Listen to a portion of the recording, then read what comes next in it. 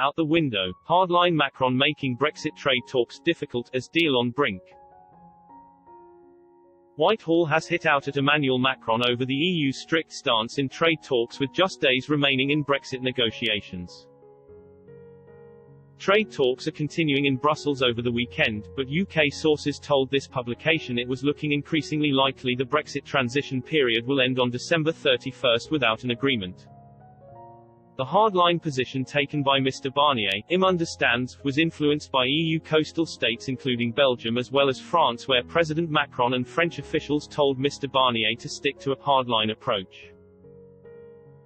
Clément Beaune, France's Europe minister, told France Inter Radio, "It is something, Brexit talks, Mr. Macron, follows very closely and is very important for France." A Whitehall source close to the negotiations told Express.co.uk a deal appeared to be out the window, but stressed there was still some hope.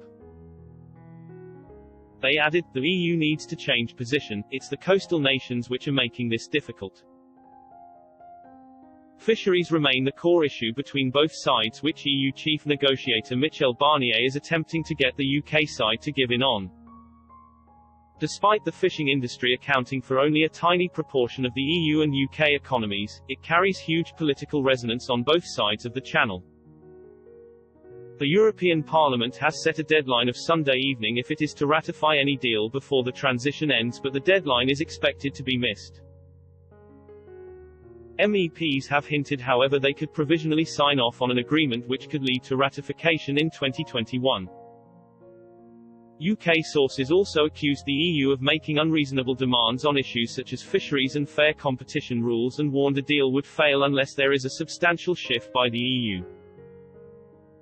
A UK government source said, "We need to get any deal right and based on terms which respect what the British people voted for." Unfortunately, the EU are still struggling to get the flexibility needed from member states and are continuing to make demands that are incompatible with our independence. "We cannot accept a deal that doesn't leave us in control of our own laws or waters. We're continuing to try every possible path to an agreement, but without a substantial shift from the Commission we will be leaving on World Trade Organization (WTO) terms on December 31. The position was backed by Irish Foreign Minister Simon Coveney, who claimed there could be a large standoff over fishing. Mr. Coveney said, "I don't see this being agreed easily in the next 24 hours. We may see a standoff over fish.